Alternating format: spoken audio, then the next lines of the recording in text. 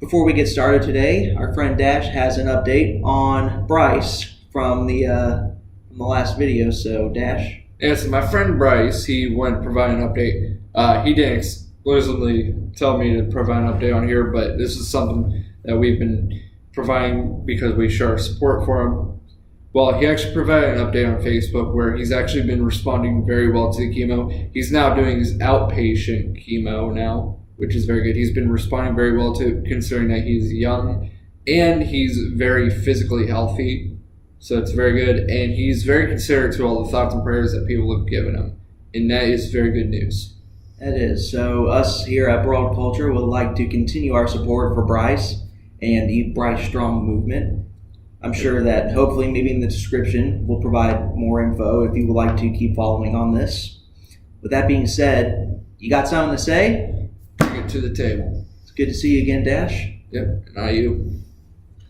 All right, so today, of course, just like the last one, we're going to be presenting a range of topics, and we'll be also providing our opinion on said topics. Yeah. And we hope that everyone at home, whether they're just watching us for the first time or they're an avid viewer of ours, to follow in our example of civil discourse, because we've seen so many people, get too violent with opposing opinions. And it's okay to have an opposing opinion. It's not okay to react harshly to it. Yeah, they react harshly because they suddenly think that if you're critical of an argument that you're suddenly against it. That's not the case. No, it's not. It's just that you're critical.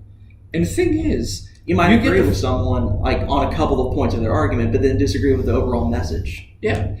And for this time, it's like last video, except we're actually switching things up a little bit to keep things fresh. He'll actually be presenting his story first, and then afterwards I will present mine. Okay, so this is from a local standpoint here in Huntington, West Virginia. There's a whole deal. It's actually sparked a little bit of controversy as new facts and evidence have emerged.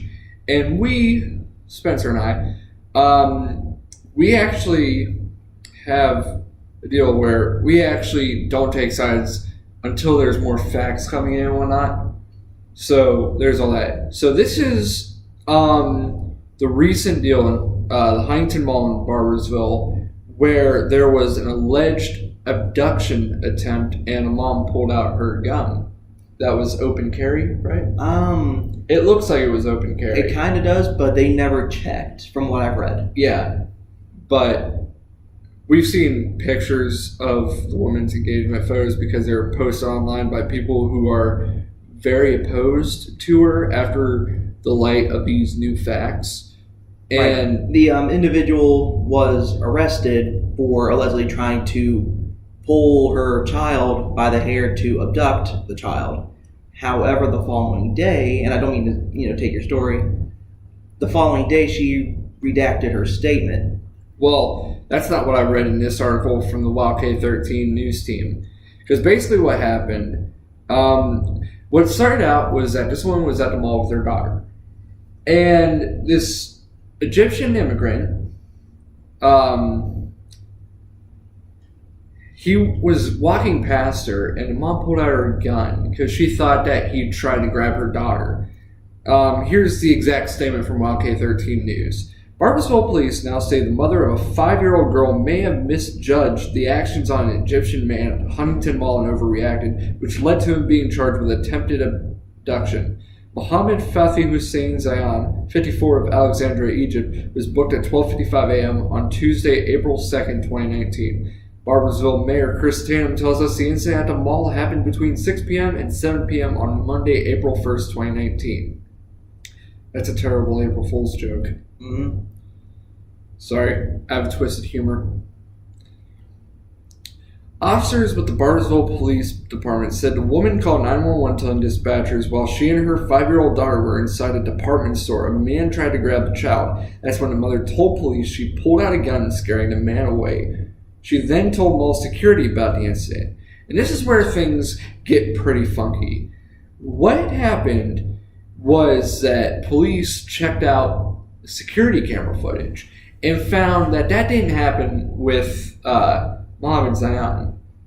What had happened was he didn't even grab her. He just walked past her and the woman just randomly pulled out the gun. And there's also an issue with conflicting statements that she had made, like conflicting stories, which had forced her to redact her claims.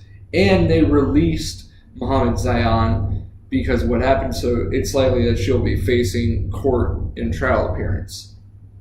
And with that, it has sparked much social media outrage. I know one friend of mine on Facebook, she was talking about her opposition to what the woman did, saying that it's not like a cultural misunderstanding but racism and whatnot. Everyone's like very against this, while there are a few that are either defending the woman in the wrong way or defending her. Like I'm not saying, like, it's not as a support for what she did in that way defending, but like finding a reason why it might have happened, like why it might, just as a little to show that maybe there's not supposed to be a full opposition. And I'll get into that after you give your view on this. So take it away, Spencer. Well, I think the whole thing was, I think, if she would have taken a second to see if he was, just walking past or if he was actually going to grab her, this whole situation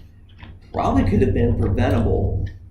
At first, she made a call of judgment where she thought that Mr. Zion was going to kidnap her daughter, but when that turned out not to be the case, I would at least, apologize real quick, for the misunderstanding if I didn't have a weapon on me.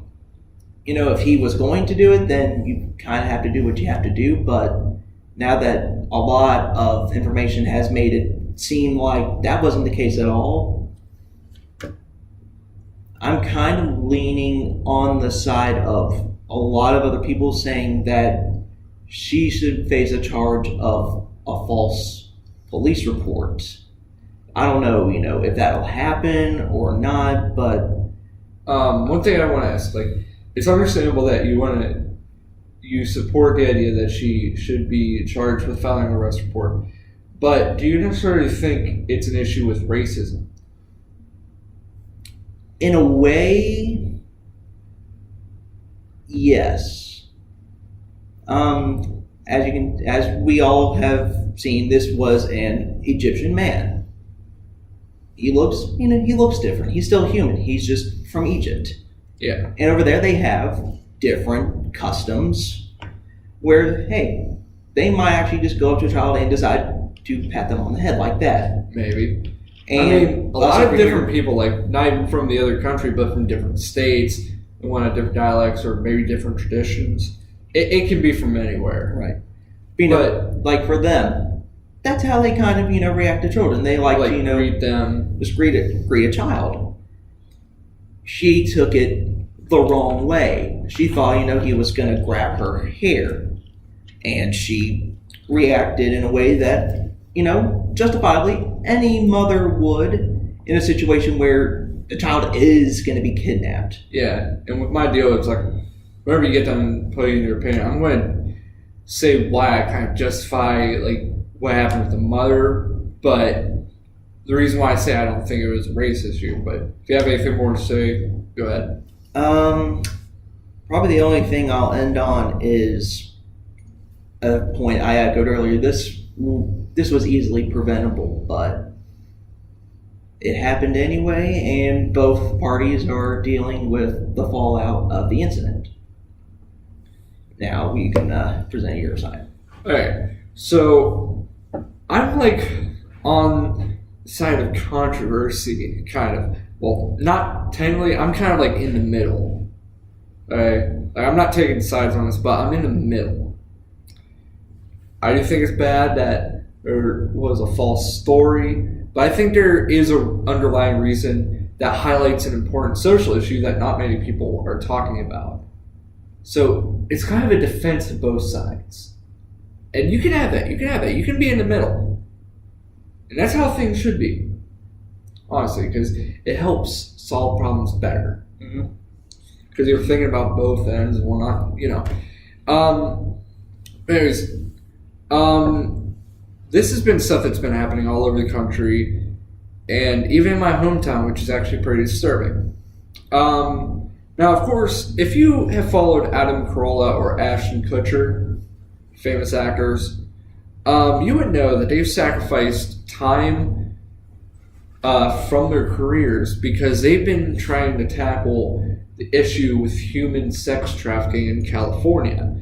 And they have actually given great speeches. They are powerful. And it really is something that needs to be taken care of because it's been increasing in the country, which is sad. And unfortunately, a lot of people who try to get talked about get shut down. Mm-hmm. And when I bring up my hometown, it's because recently people have been posting on social media how there have been some suspicious figures at places like Walmart, mm-hmm. where people follow them around trying to prey on young women and girls. People who might be alone or are easy to prey on and stalk to try and abduct them into sex trafficking.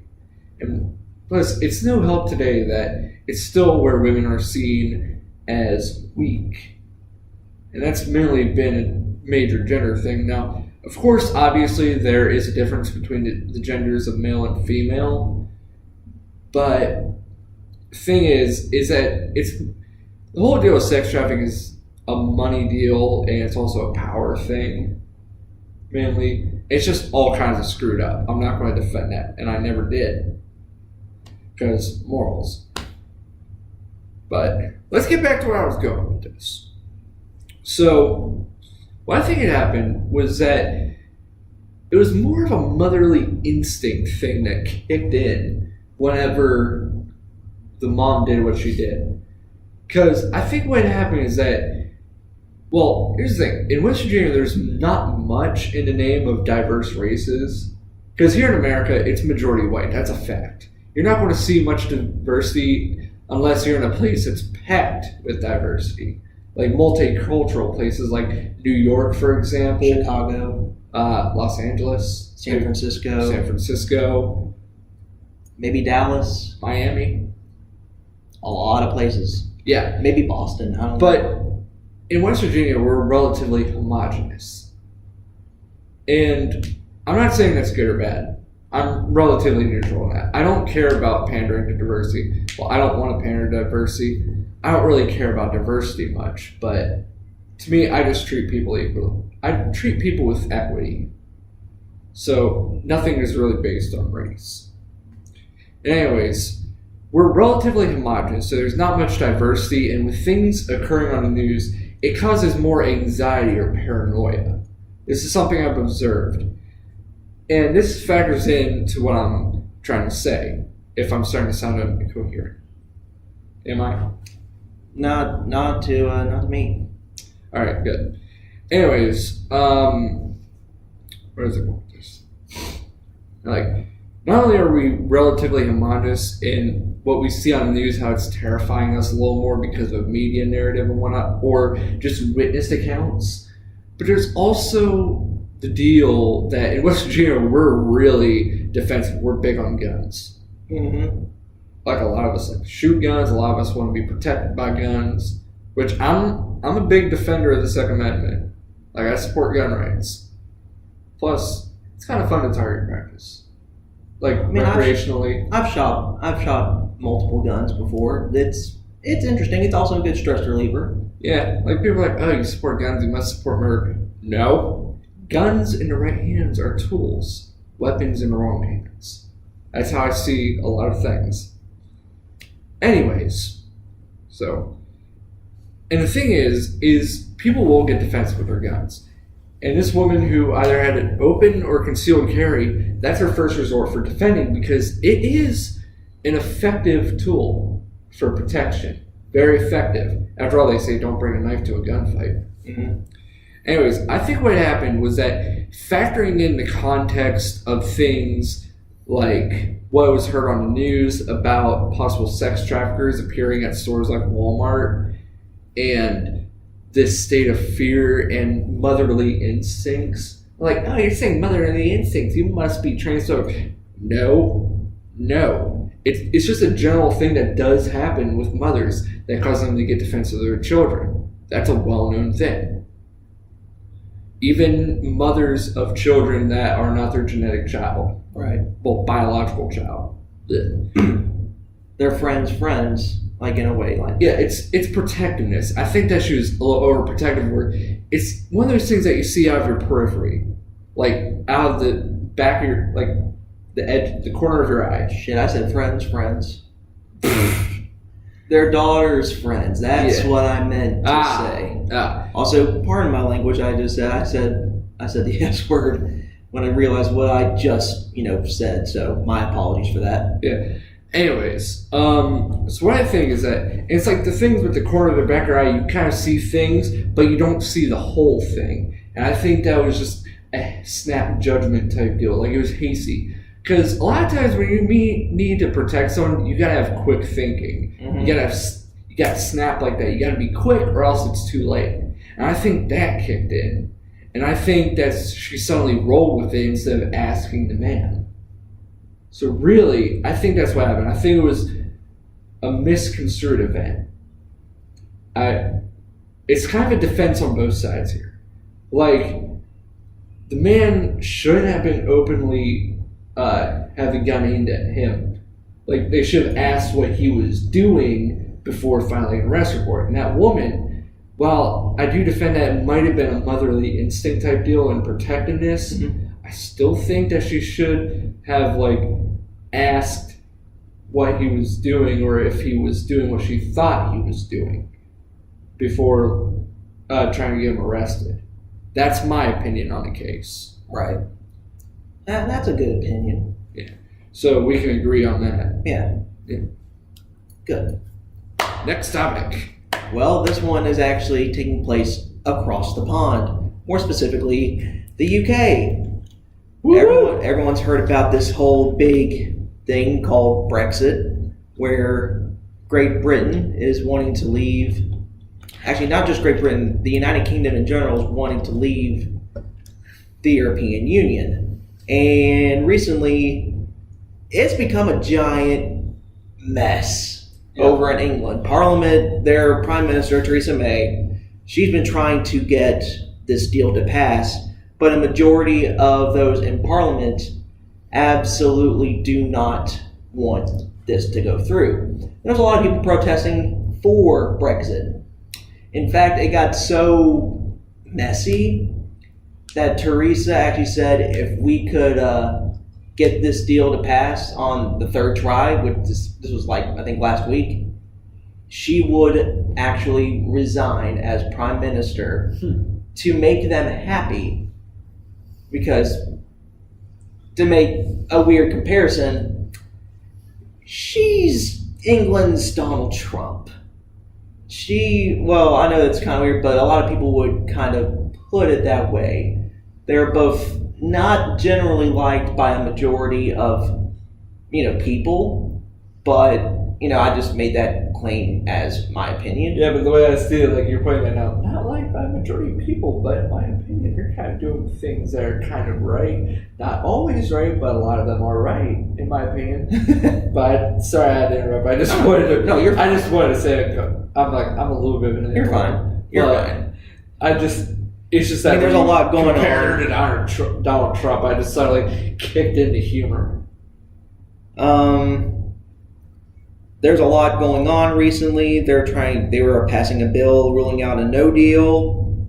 This just happened, I believe, today. Could you go over what Brexit exactly is for people who don't know on the show? I did earlier. It's basically the UK wanting to leave the EU. I mentioned that. Like I said, I'm also learning more about it too, because I really haven't paid much attention I know about it for a while, but I haven't really followed British people's views on it, but I have my own views on it based on things I've observed that have been going on within the EU. Right. So, any extra info you want to provide? Here we are. I'm actually pulling up, unfortunately, the Wikipedia article to give more light. It's the withdrawal of the United Kingdom following a referendum held on 23rd June 2016, in which 51.9% of those voting supported leaving the EU, and the invocation of Article 50 of the Treaty of the European Union started a 2-year process that was due to conclude with the UK's exit on March 29th of this year, but it's now been extended to April 12th, which is actually 9 days from now, where they're going to vote again on wanting to leave. And I think, based on what I've been seeing in the news, and maybe with that, this might be the time where it actually goes through. However, I don't know how people are going to respond to it. The protests, in some cases, have turned a little rowdy in lesser terms.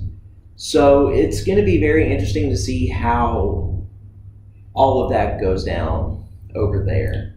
Yeah. I don't really have much of an opinion on it because I need to do a little more research before I can form a more educated opinion on it, but I would love to hear your side on this. Yeah, and then you can formulate your opinion after that. My opinion is I support Brexit because there's many reasons. Now, there is a joke going around. Now, I'm not going to say I support this joke. I mean, it's a little bit funny. Then again, like I said, I have a twisted humor. I find a lot of things funny because I'm not really offended by anything. But the joke went that the EU is basically the Fourth Reich because it's taken over much of, like many European countries are part of it.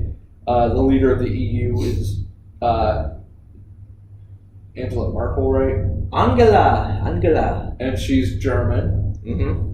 And they're basically the same thing as the past 3 Reichs. Lovely.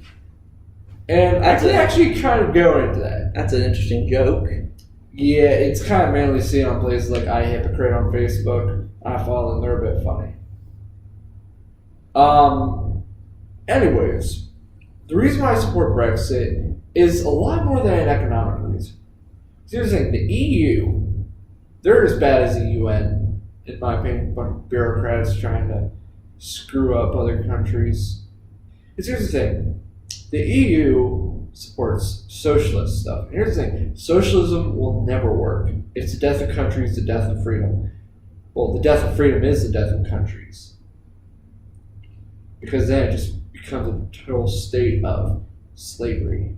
Because socialism is just slavery with extra steps, in my opinion. Because technically, if everything's free, you're still getting taxed up the wazoo, and you got no money, so you're basically forced to work with barely something to eat off of. Anyways, socialism rant is for another time, and we already went over this on my podcast Dash's call, The Follies of Socialism. He just tends to bring it up a lot. Yeah. Anyways, the thing is that there are many things that go on in the EU. And in the UK, especially, people don't even get to have much free speech. Like Article 13, have you heard about that? I don't believe so. Well, basically, it's been shutting down memes. And it's even caused freaking Count Dankula to get arrested for a stupid joke with his pug. Have you seen that video? He was the comedian that got arrested because he had his pug do the Nazi salute. Like, it was just an edgy joke. It's just the context of it that kind of got him in trouble. I mean, he was just trying to tell a joke. It's not like he was serious or anything. And there's like no freedom of speech anymore in the UK. Hell, they're even trying to ban knives. I'm like, there's still violence going on. It doesn't matter how many things you ban. People are still going to find a way to be violent. Like, of course, I'm pretty sure you saw the London Bridge attack where it actually started out with a car. Yeah, and some people actually thought we should ban cars. Like, what? Anyways, and aside from that, the whole deal with like fascism towards opposing beliefs and trying to ban stuff, there's been a lot of economic contingencies that are bad. One, it's caused countries to start going into debt and they won't admit it. Why? Because every country is prideful. They don't want to admit their flaws or faults.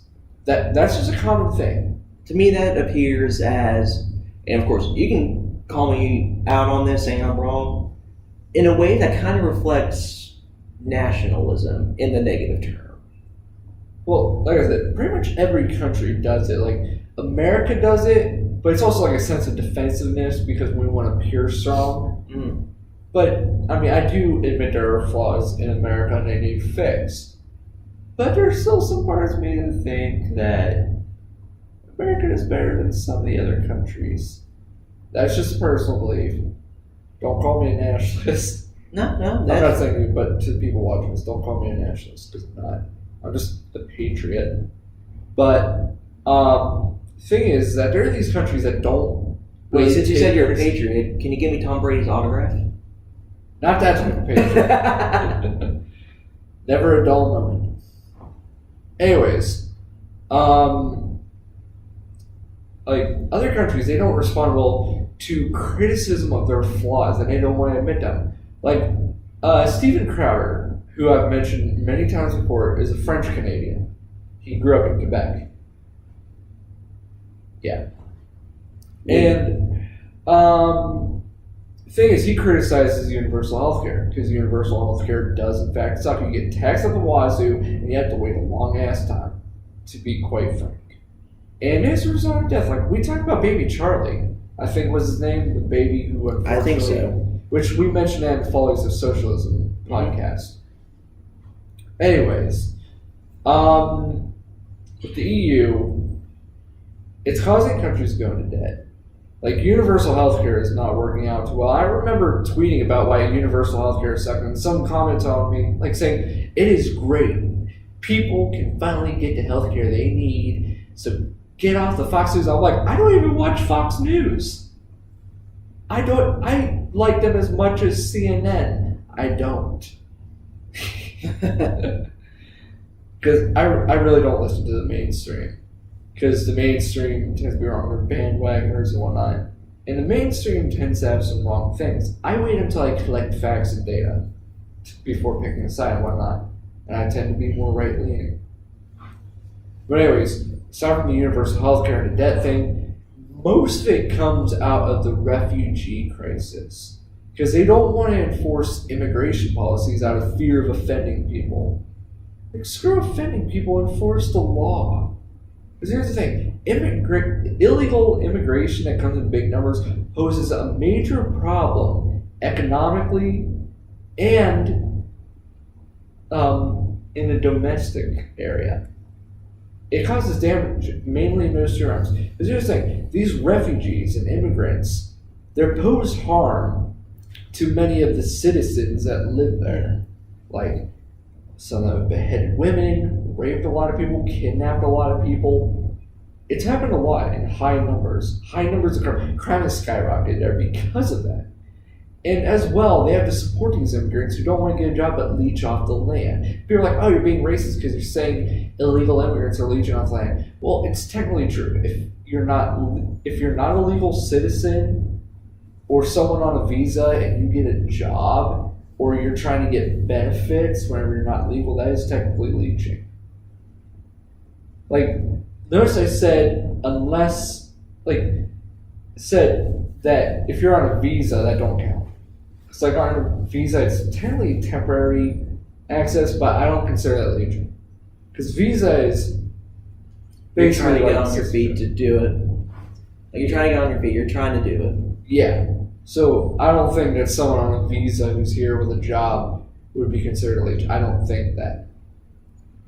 I think a lot, I'm not speaking for myself, I think a lot of people, the problem that they have is that it takes way too long for these people to get a citizenship. So they have to unfortunately. One of my friends here who he had a visa and it expired last year, but he also took a citizenship test and he became a citizen. So it was a bit quick. Right. I'm just saying, not everyone has that same opportunity where it's quick. Maybe. But of course, as people know, I'm like heavily against illegal immigration. I like legal immigration because my mother's stepfather, he is a legal immigrant from Mexico. And he's a great man. He really is. He provides so much support to my mom's family, hardworking. He's such a great man. See, he's legal. I have nothing against legal immigrants. It's just that the reason why I have a problem with illegal immigration is the basis of a law. Because it does cause problems. Very many negative contingencies. And with what's going on in the EU with the refugees, not only is it that the mystic thing, but it's the thing with economics. Because with them leeching off the land, they have to tax people or they have to bring in money that they don't have. And when people are like, why don't you just print more money? Don't you see how well that worked for Germany post World War I? It became wallpaper. Yeah. People had to burn it to get heat.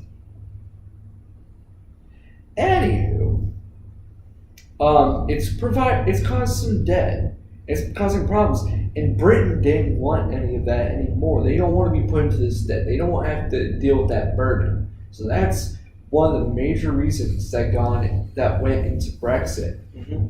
And to me, I think a lot about the logic of stuff and the economics.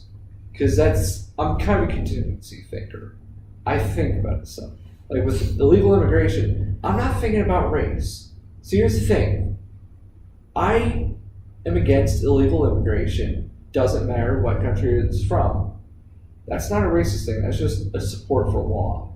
If someone's like, oh, you're racist, I'm like, tell me where I'm racist for opposing illegal immigration from any country or to any country. It's just a general thing for law. It'd be like you or I trying to run across the border into Canada without filing out for Canadian citizenship. Or having a passport. Exactly. It's illegal. Yeah, and they will arrest you for that. And that's us if we went to go across the Canadian border. Same thing would probably happen to us in Mexico or Brazil or France. Or anywhere around the world. Yeah. Or North Korea, they'll just say, hey, you're one of us now. And yeah. And the thing is, there is immigration law because countries have to protect themselves. And if they have an open border for illegal immigrants to come in, they can't really protect the constituents of their territory. It poses a big old problem in the sense of defense, both internally and externally. It provides big old problems for the economic scale. Like I said, contingency thing. That's one of the things that factors into why I support the coal and gas industry for right now. But it's okay to want to bring in clean energy, but you got to bring it in over time. You can't just immediately get rid of it and try to get something that's a quick fix. You got to do it over time, phase it out. But that's getting off topic. But yeah, the main reason why I support Brexit is because mainly against a fascist state. It basically is fascist. Then again, socialism, communism, fascism are the same thing with different names plastered on them to appeal to someone. It's basically how it goes. I'm against the whole universal healthcare deal. But then again, it goes into fascism. It's mainly the economics, how it destroys, the debt can destroy a country or several countries. And Britain is already in trouble. And they did that because they want to get out of the economic crisis. And in part, they should also get rid of their universal health care. Because that's not going to work out. But it's mainly the economic issue that has been caused not only by bad budget from the EU, but because of the refugee crisis. This is all stuff I've observed. Like I said, I don't watch Fox News, I don't watch CNN. And this is mainly from different points I've seen on social media and from data that's been collected. Because whenever we plan an episode, we tell each other our topics, and then we look into it, and we gather information that we have. We don't just go into this blindly. But the whole deal with the Huntington abduction case, that was just recent, so I had to think on my toes. Understandable. But I do appreciate your opinion, though, on it. Other than that, I have nothing else. Well, you gotta pick some kind of opinion you have, because after all, this is civil discourse, open discussion. All you've really given is the facts. Right. Like I said, I haven't really paid attention much to it. But based on what you know so far, where would you go with it? Would you defend it or would you oppose it? Well, I mean, hell, you could defend, you can oppose my argument as well. I have no thing against it. After all, this is bring it to the table, civil discourse. We can agree with each other, we can disagree with each other. It's all out there on the table. I mean, I have a friend who lives over in England, and I haven't really talked to her about it. So, I don't really have her opinion on it. So, Like right off the top of your head, what do you say? Is it good, bad, a little bit of both? I think there's good and bad to it. I think, with, a lot of people wanting to support it, but I would say, just like, it was a very, very slim amount of people that were over the threshold. Because it was, from what I read, the first poll asking, what should we do, was almost 50-50. Yeah. And you always love saying 50-50 booking with wrestling. But this is not the case. This is like 51-49. So, when you say good or bad, you mean that while it could have some good long-term effects, what can happen whenever they readjust and cause some repercussions that right then and there pose a problem before getting to the long-term benefits? Yeah. Like, with a more social negative, like the negative side for the social we also have a big political divide, not just here, but also in Europe, which causes people to not be so great with tolerating other views. And the thing is that more people get violent, more aggressive about their views. And that's fine. No, I was just yawning. Yeah. Anyways, I was trying to say, there's a negative side, like socially, because you still have a lot of people. There's a negative side to everything. I mean, let me speak, my good sir, my brother. Let me speak, my brother. I need to get aggressive. This is civil discourse. I am. I didn't mean, get a little like defensive or anything. No, I'm not. I'm trying to help you flesh out your deal. No, it's no. with the good bad thing. While there are some possible long-term benefits, there's also things that could happen while trying to adjust.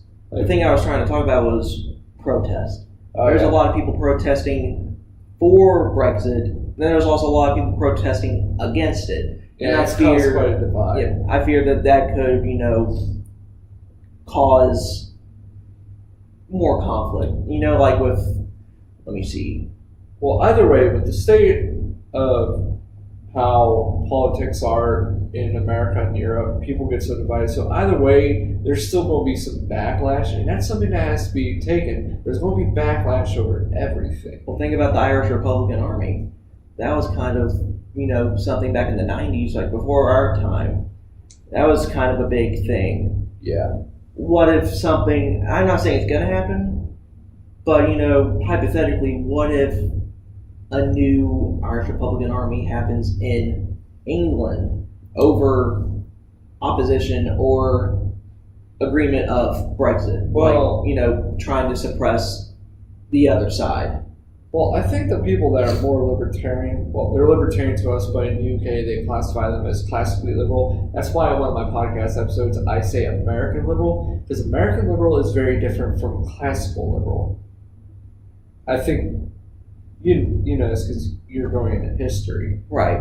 There was a huge difference. Yeah, so basically Count Dankula would be classified as classically liberal based on his libertarian views. Anyways, the deal is, I don't really think that the classical liberals would get violent over it, but they just want to show their support for Brexit. But I really think it would be those that are against Brexit would get violent, because the American left, the far leftists here in America, get really violent towards opposing views, and they claim to be anti-fascist, but they turn fascist. Almost kind of like how the far right is with opposing views on their side. Yeah, but radical views anywhere is wrong. Right. It's better to have things in moderation. Right. Because basically radical views is like being alcoholic. Yeah. Alcohol is good in moderation, but not understandable. It basically, you have too much, you get alcohol poisoning. Mm-hmm. Basically, the same thing with political views. You get too far into them or too radical into them, your views become poison. You become toxic. Right. But I think they would be more likely. I'm not saying they would. I'm not saying they wouldn't. But I just think it's more likely as a contingency and possibility and the context that goes into this. Understandable. So my opinion would be good and bad connotations to Brexit. Yeah. To me, I've been a defender of Brexit. Understandable. Because of my defense, because of how I view things economically and I totally understand that. Yeah. So basically, we have generally a similar opinion. Right. We can't say we have exactly the same, but we have similar. There is still common ground. In any political discussion you have, you can always find common ground, even if it means, even whenever there's something that, if you're 100% disagree, you can still agree to disagree. Mm-hmm. Yeah. And with this show, we're trying to show, not only are we fleshing out info and giving our opinions on current social events and current events and whatnot, but we're also trying to show that civil discourse always works out better. It's better in the end, it's better in the beginning, it's better everywhere. Mm-hmm. I remember classes, we had civil discourse. People could openly speak, no trouble whatsoever. And it worked out great. It worked out very great. No one really got aggressive about views. It's just that a lot of people today, they weren't taught that you got to respect other views. That your views are not better than another person's. Unless Angry Jesus Man shows up on a college campus. Just like at our university. God. I mean, I'm a Christian myself. Same here, but that's too far. Yeah, that is too far. It caused trouble last year. And it caused a lot of trouble. I was against it, because that guy was saying things like, if you wear hiked up skirts or some crap that you deserve, that you're asking to be raped. What? Hey, excuse me, sir. What? And it's saying tattoos are going to send you to hell. And when did Jesus say that? Jesus said, love your neighbor as you love yourself. Let he without sin cast the first stone. Yeah. And I do mention this sort of stuff in my new episode of the podcast, misconceptions about and from Christians, which I do show that. But yeah, and I don't think that guy necessarily has civil discourse as he's just screaming. And that's kind of what I've had with him. And he even uses a megaphone sometimes. Yeah. Good Lord. Yeah. What's controversial to one of my best friends is I show criticism and not much fondness towards the Baptists, and that kind of ticks him off. But that's just observations of my own personal experiences that weren't so great. Understandable. But that guy, whenever he was causing trouble, he didn't really let other people speak. He was just yelling. And then, of course, the last time John interacted with the guy wasn't exactly a fan of one of the comics that John holds, because John is obviously a big fan of Supernatural, Lucifer, and stuff. He's more a fan of supernatural stuff. Things done with heaven, hell, demons, angels, whatnot. Or the show Supernatural, you never know. Yeah, that's what I meant. The show Supernatural and the show's Lucifer. I thought you were talking about Supernatural in general. That too. Whenever I first mentioned Supernatural, I meant show, and then I meant Supernatural as in the broad Supernatural. Right. Yeah. Anyways, what exactly? Actually, you know what? That's going off topic. That's for a different. Yeah, but we're kind of on closing remarks now. True. So I figured I wanted to bring that in for the closing remarks. Okay. Well, that was pretty good. I think that was a good ending point for our discussion. How about you? You got any closing remarks? To factor in what we're doing with our goals and whatnot. Well, as you can always, tell, we may get a little defensive at some points, but that's a natural thing. That's in our blood. But at the end of the day, he and I are still friends. Yeah, we have disagreed on a lot of things. Back a couple months ago when there was a whole deal with the new abortion laws in New York and Virginia, we were very against each other's views, but we resolved each other. He was I know I called you out. Sorry about that. I'm like, no, it's cool. I respect you for telling your honest opinion. I respect honesty. I respect that he openly showed his opinion and that he openly called me out. Like, sometimes people associate calling you out with saying that you're wrong, but the way that I'm saying calling you out, but the way that I see him saying he called me out was that he put in some facts that I didn't see, and he put in his view on it. Right. Where it was also similar, but I also added, hey, in certain circumstances. Yeah, like I said, I read up on stuff, but there's always the chances that you're going to see something that you didn't see before, or something that you glossed over. And there's nothing wrong with that. It's a common thing that happens with us. Right. You might misread something. Or you might not see it, or it's something new that just came in. So I would always give the advice to anybody, always do your research. Read up on it, then you can formulate something. Yeah. And even then, you might miss something. And people will, hey, look, they'll look through and be like, you forgot this little point right here. And you're like, oh, I didn't see that. Now I understand your view. And it's always good to have open discussion with your friends. Like, two things you should never talk about with your friends: politics and religion. Here's the thing. I think you should openly talk politics because it creates stronger friendships because you can openly talk about stuff. You might always disagree, but here's the thing. You don't make friends based on your beliefs. You can make friends over your likes. Hell, you can like completely different things and still be friends. Because a lot of times opposites attract. It's mainly more of a interpersonal chemistry type deal. Right. You can be friends even if your political beliefs are different. And I think it's necessary to have civil discourse over political beliefs with your friends. I think it's necessary because it facilitates discussion about current problems. Understandable. And I fully support it. They say, oh, you shouldn't. Well, I believe you should. Me and my best friend, we have some different beliefs. Like, he doesn't really support Trump, while I'm a little bit supportive of Trump. I'm not completely supportive of Trump either, but he's more vocal about it. But we're still best friends because we don't let politics get in the way. And a lot of people do that, which is wrong. You shouldn't let personal views or beliefs get in the way of making friends. Like, I've seen that a lot with people in the Bible Belt and whatnot. They won't make friends with people who are not Christian or Jewish. Me, I've got Christians from all over. I've got Christians there. I got friends that are Christian. I haven't had any friends that are Jewish, but that's because, like I said, West Virginia is a homogenous area. I've had friends that are Jewish. They're nice. They're very nice. I've never really met a person who's Jewish, and that's not my fault. It's just whenever you're in a certain environment, there's a homogeny. Unfortunately, I don't see that friend that much because he goes to a different university. Yeah. I got friends who are agnostic, like John. I got friends who are atheists. I got a friend who's Muslim.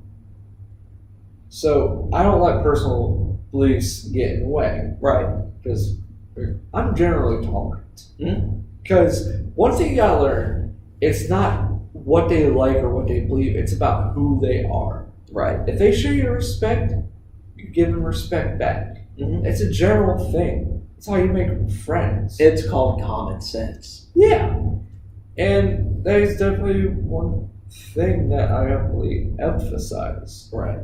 Anyways, I think that was a pretty good closing argument. Yeah. And what we do have planned is that something new that we decided to do is that for every 10 episodes, we have this special where to ease the tension and make things a little more amusing and whatnot, we're going to be playing rounds of the card game known as Super Fight, provided by our friend John, where John is the moderator.